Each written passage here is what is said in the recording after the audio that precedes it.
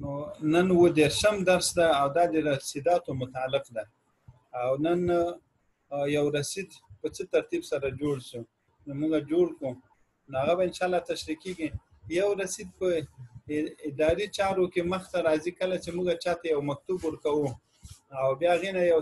رسید را سره یې په هغې باندې تسلیمي له چاته چې موږ خط ورکوو نو هغه د ارتباطاتو اداره چې ده د هغې کارمند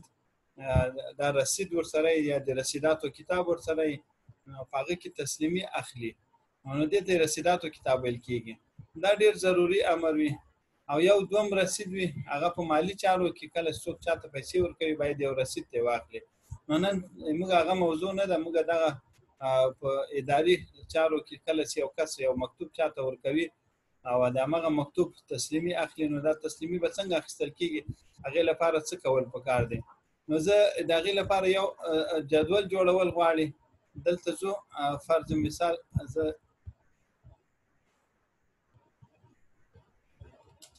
دا صفحه خالی کوم او په دې صفحه کې زه دلته یو جدول جوړوم. دلته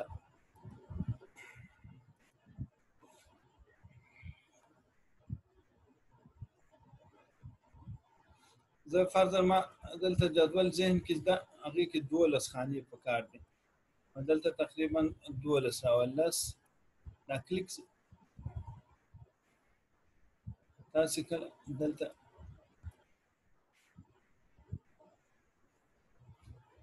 دې کې لسونه نه زیاتېږي، دا تقریبا لاندې زیاتېدای شي خو څنګ ته نه زیاتېدای.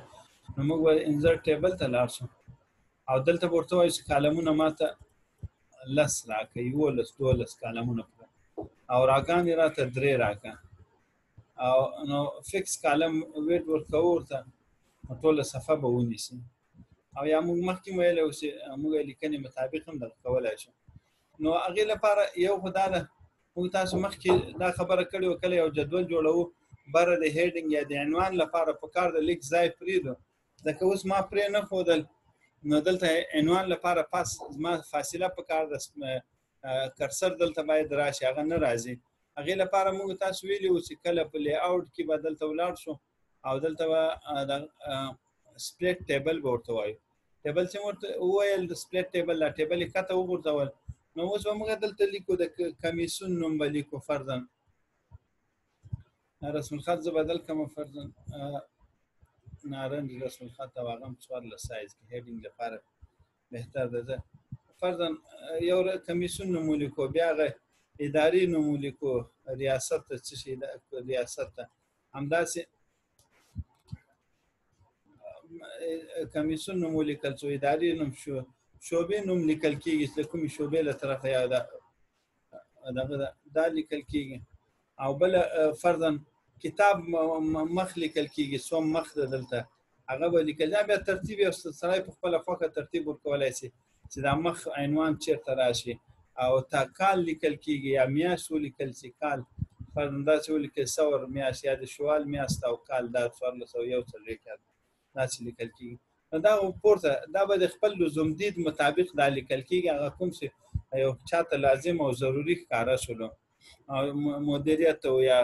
ټوکم په بعض اوقاتو کې مخ سره دخوا ټوکم یې د ځینو داسې چې کار زیات دی دا تر کار پورې هم تعلق لري کنه کېدای چې د ځینو ټول کار چې ده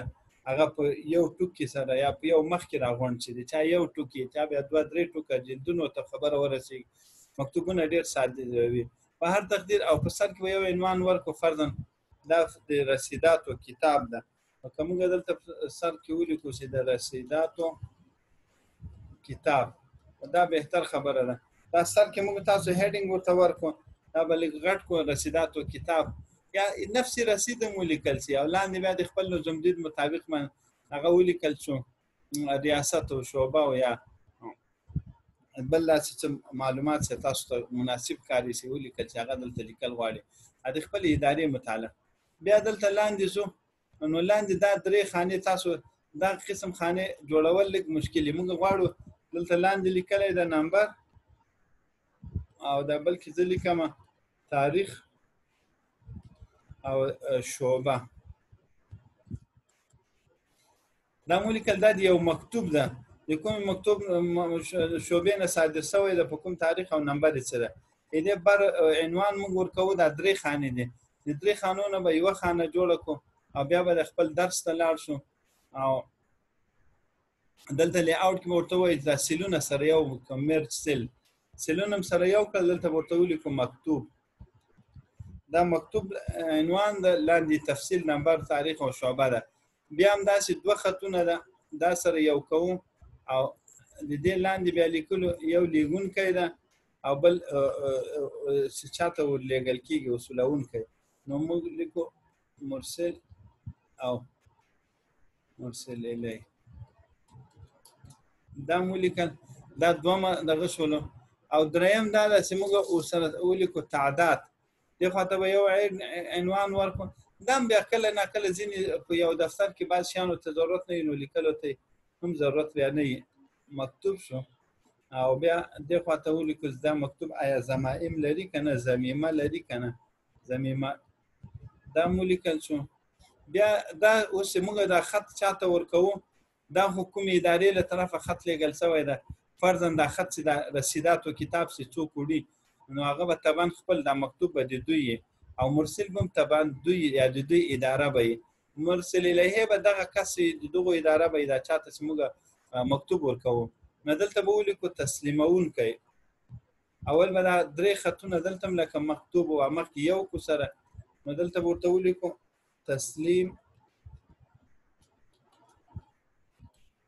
تسلیمونکی دا مو لیکل تسلیمونکی ته اوس به دلته د هغه نوم څه ده نوم باید ولیکل شي په کومه نیټه هغه ته وصول شو ځکه کله ناکله داسې فرق شوی چې دا تاریخ چې لیکل شوی دی یا نیټه دا فرضاً یو میاشت مخکې دوی ته چې دا خط رسیږي یو میاشت وروسته ورته رسیږي نو دا ثابته شي سبا به د دې ادارې ول دا دعوه په دې نه کوي چې دا خو موږ په خپل وخت ته مکتوب لیږلی ده بلکې هغه به دلته لیکلي چې په کوم تاریخ دلته به همدا کس خپله امضا کوي نو دا امضا وکړله امضا شو او دلته ما تاسو ته ویلو یو ډېر دغه د قلم سیخانه کې څه نه هغې کې ملاحظات لیکل کېږي ملاحظات به داسې په اوږدو باندې ولیکو ملاحظات دا مو لیکل شولو په منځ دغه کې را یو دې سرخانه کې ده دلته به سیل دغه دا به مرج سیل کو او دلته به دا په اوږدو باندې ولیکو فرضاً داسې او دلته به ولیکو شماره نو دا زموږ ستاسو دغه پوره شولو او په همدې ترتیب باندې دلته ما دا د رسم الخط سایز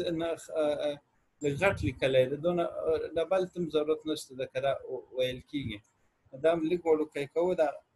فاصله او مسله به هم حل شي دا د وړوکی شولو خط او په دې ترتیب باندې نو اوس د رسیداتو د کتاب اهمیت بیانېږي دا یو د رسیداتو کتاب یو پاڼه ده رسید ده کلم سی اوس فرضاً یو تعلیم و تربیه یو مکتوب ولیږل عالی تحصیلاتو ته دا مکتوب لیکلی ده هغوی ته یې ورلیږي نو دلته به هغه مکتوب وي نمبر د مکتوب به دلته ولیکل سي تاریخ به ولیکل سي او دا شعبه چې کومې شعبې بیا له عالي تعلیم تربیه د کومې شعبې دا مکتوب ده نو هغه که عمومي وزارت نه و یا که عمومي ریاست نه و هغه به ولیکل چې کاره شعبه وه نو مرسل خو طبعا همغه دغه راځي تعلیم و تربیه راځي او مرسل الیه عالی تحصیلات راځي او یو مکتوب دلته موږ تاسو عنوان هم نه ده لیکلی تعداد نو دا تعداد هم دلته ولیکل دا اوس دا مکتوبونه څومره دي یو مکتوب د دوه د ضمیمه لري نه لري دا خبره به دلته ولیکو که یو دوه درې تعداد به ولیکو ضمیمه هم همداسې خو دا عالي تحصیلاتو ته دغه مکتوب ورغی نو طبعا د هغوی به نوم به لیکي فرضاً احمد اصولوي ده په کوم تاریخ باندې ده په دې تاریخ ده او دلته امضا به خپل امضا وکړي یو شی دلته پاتې شو سي په کار دا د تسلیمونکي دنده مو لیکل سي چې د هغه دنده څه ده او دا معلوم سي چې مسؤل کس دا شی ترلاسه کړی ده که نه دا ځکه کله ناکله یو غیر مسؤل کس دا شی تسلیم کړي د هغه حق نه لري او د دې رسیداتو اهمیت هلته اکثر د دوه ادارو په منځ کې جنجالي یوه اداره وایي فرضاً بعض اوقاتو کې د ښارسازي اداره یو دغه وي یو ریاست ته هغه د برخ طرف نه مکتوب ورکول شوی د پلاني روډ کې موږ یو د برخ لاین تیرو نو دا خو د ښاروالي سره مربوط کوم دا سړک هغه خرابېږي هغه مصرف پې کړی هغه مخکې باید اطلاع ورته ورکړي نو هغه خپل هغه سړک سازي سړک وزنډوي ترڅو دوی د خپل تار تیر کړي نو که مخکې دا شی ورلېږلی نو د پروګرام مطابق به فرضاً اول د برق وال کار وشي هغوی به خپل تار تیر کړي وروسته که دوی چېرته سړک باندې نقشه جوړولې او یا نالۍ جوړولې یا بل نو یو بل کار ته به صدمه نه رسېږي او که چېرته د ښاروالي خپل کې سړک پوخ کې جوړ کړي او وروسته د برق وال راشي هغه بیا کندنې وکړي نو هغوی ته هم نقصان رسېږي تکلیف هم ډبل شي او یو قسم سړک ته نقصان ورسېږي نو په دې خاطر باندې بیا کله ناکله داسې چې فرضاً ښاروالي سړک جوړ کړی یا نور ورته وایي چې موږ خو تاسو ته مکتوب درلېږلی ده نو هغه وایي چې کله م رالېږلی نو په دې جنجال شي نو دلته دغه د رسیداتو کتاب ډېر اهمیت لري نو هغه به فرضاً د برخې اداره به ښاروالي ته مکتوب ولیږي همدا نمبر د مکتوب به دلته ولیکي او دا شیان به ټول دلته لیکلي او بیا به دا مکتوب ورشي ضمیمه لري نه لري مکتوب څو مکتوبونه دي نو دا به په اصطلاح د ښاروالي ته ورشي ښاروالي کې به مسؤل کس هغه دا تسلیم کړي اکثر هر اداره ارتباط خارجه په نوم باندې یو مدیریت او یا یو اداره غوندې لري هغه د خارجي د نورو کمیسیونونو یا د نورو وزارتونو له ادارو سره دغه په توسط باندې د رابطه ټینګېږي نو کله دې خوا دا مکتوب ورځي او دا تسلیمي فرضاً دا موږ تاسو مثال د تعلیم او تربیه ویل د تعلیم او تربیه دا خط وروړي او دا شیان دلته لیکلي وي او نو دلته به عالی تحصیلات یوه ذمہوار او مسؤل کس به دلته تسلیمي ورکوي او دغه رسید به له چا سره پاتې کېږي رسید خو طبعا د تعلیم او تربیه د وزارت ته هغه به ځان سره دا رسید وړي نو د دې رسید ګټه به داسې سبا د دوی منځ کې که چېرته نزاع راتله تعلیم تربیه سره به سند وي رسمي رسید به وي ورسره او په دغه باندې به حجت وي په عالي تحصیلاتو چې موږ په خپل وخت تاسو ته د دې کار متعلق اطلاع درکړې چې تاسو وایئ چې موږ ته اطلاع نه ده راکړې دا د دې کس نوم ده په دې تاریخ باندې او دا امضا ده نو پړه به ټوله په عالي تحصیلاتو راشي او که چېرته رسید نه یې اخیستی که عالي تحصیلاتو ته مکتوب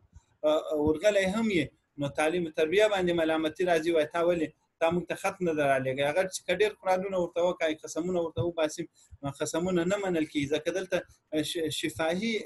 خبرو ته اعتبار نه تحریر ته اعتبار نو تحریر چې کله په همدې ترتیب سره رسید ترلاسه کېږي دا خو یو طرف چې کله چې څوک مکتوب لیږي او ګوره دلته خو موږ تاسو مخکې ویل نمبر ولیکل شو تاریخ ولیکل شو شعبه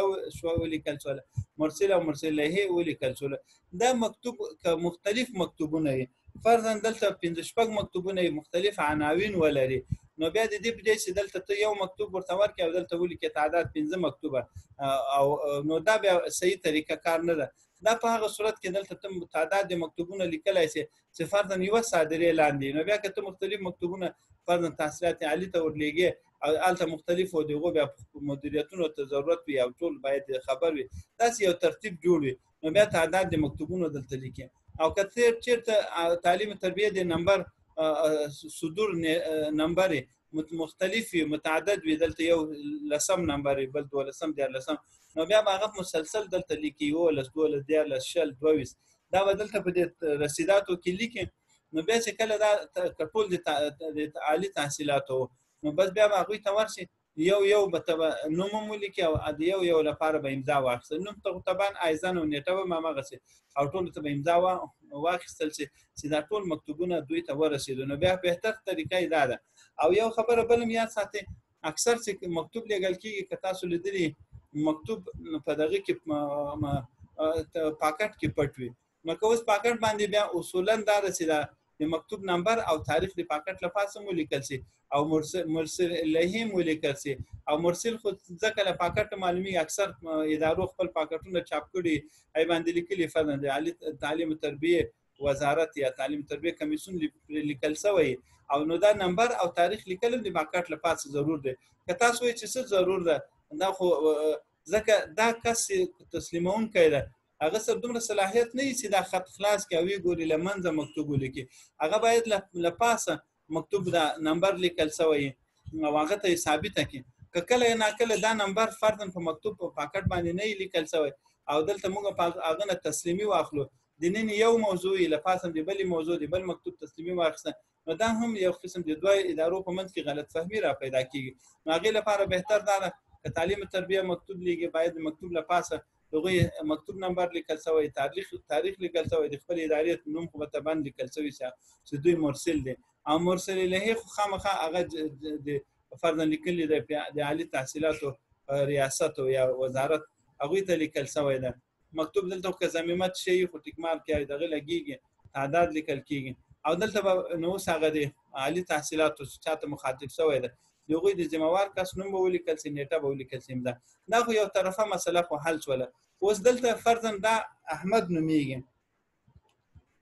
احمد دا خط وصول کولو د چا نه وصول کو؟ د تعلیم تربیه نه احمد خط وصول کو په دې تاریخ او نیټه باندې امضا ورته وکړه.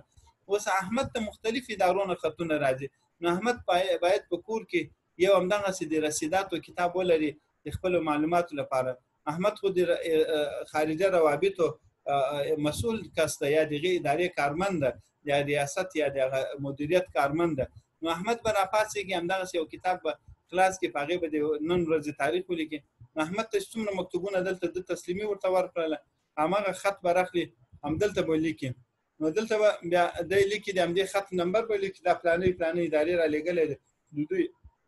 عالي تحصیلاتو وزارت ته یا ریاست ته رالیږلی ده، نو دا مکتوبونه به دی ټول جمع کړي. هغې نه وروسته دا هم ضرور نه دی چې دا ټول مکتوبونه راځي نو دا د احمد مربوط ګرځي، بلکې عالي تحصیلاتو یا کوم مرسل الیه وزارت چې کوم ده هغې کې بیا ډېر شعبې، یو مکتوب یو شعبې ته راجع کیږي، یو بل ته راجع کیږي، یو بل ته راجع کیږي، نو دی به هر یو مکتوب خپل ادارې ته ولیږي، هغې لپاره بیا خپل د رسیداتو طریقه کار نه کار واخیستل شي. نو د دې د رسیداتو د یو تسلسل د یو لړۍ ده، دا یو کړۍ د مسلسل په یو ادارې نه بل ته، او په خپل کور کې په خپله اداره کې بیا مختلف نورو شعبو ته یا نورو مدیریتونو ته که دا مکتوبونه راځي ورنقل کیږي. فرضاً د تسلیمونکي ته کوم مکتوبونه ورکړل شو هغه اولې باید هغه خپله کوم چې د سر د فرضاً د رسیداتو یو صادره غوندې ده او دته صادره نه بلکې واردة غوندې ده، نو هغې کې به دا ټول وارد شوي مکتوبونه دی نوټ کې، تاریخ هم نوټ کې چې په دې دغه باندې رجسټر وي اکثر ادارو کې مکتوبونه راغلي، او بیا به اړوند ادارو ته تقسیم کړي، د هغوی بیا سره به د سره به خپل د رسیداتو بل کتاب هغوی نه به تسلیمي اخلي. نو لکه داسې څنګه د عالي تحصیل د تعلیم تربیه وزارت ته تسلیمي ورکړه دته د خپل ادارې بیا نور کسان دته تسلیمي ورکوي، نو دا د رسیداتو په اداره کې ډېر الدې نه ډېر زیات مسایل پیدا کیږي. کله کله دا قانون او قاعده نه مراعات شوی دی، رسیداتو باندې عمل نه شوی، څوک بیا وایي رسیداتو کتاب نه سم ګرځولی یا څنګه یا ترې یېري، نو دا ډېر ضروري دی. رسیداتو کتاب دا ضرور نه رسي بس تا 50 کیلو کتاب دی جوړ کړی، یو وړه کتابچه غوندې واړه ولیکل شي او په هغه وخت کې صرف امضا او د کس نوم او داسې معلومات ولیکل شي، نو سبا هغه نشي منکر کېدای. او ډېر وارې فرامین صادر شوي ضروري احکام ادارو ته ورغلي، هغه د احکامو خلاف ورزي کوي، چې بیا کله دوی راګیر شي موږ ته اطلاع نه ورسوي، نو که چېرته رسیداتو مطابق دوی له تسلیمي اخیستل شوي بیا هغوی انکار هم نشي کولی، او که چېرته انکار وکړي ملامتي او پړه ټوله په دوی راځي. نو دا انشاءالله نن د موږ تاسې د رسیداتو د رسید جوړولو او دغه جدول جوړولو طریقه وله، او انشاءالله سبا به کوشش وکړو دا یګانې هم ډېرې ضروري دي هغه به وایو اداري کار متعلق اگر چې دا یو اوږده سلسله ده، زه کوشش کوم چې کوم مهم کارونه یې هغه به مختصره توګه دلته تشریح کړم او امید است ملګرو د استفادې وړ وګرځي. من الله سبحانه الله حافظ ناصر. السلام علیکم.